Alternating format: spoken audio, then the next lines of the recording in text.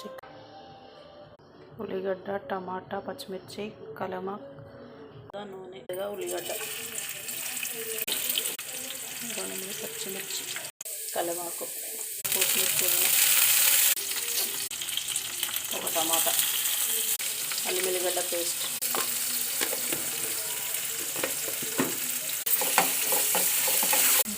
ఇప్పుడు చికెన్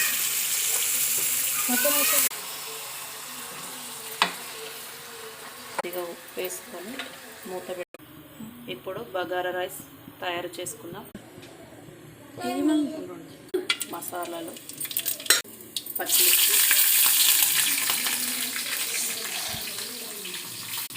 ఉల్లిపాయ కొంచెం, బగారాకు, తగినంత కారం, తగినంత కొద్దిగా గరం మసాలా.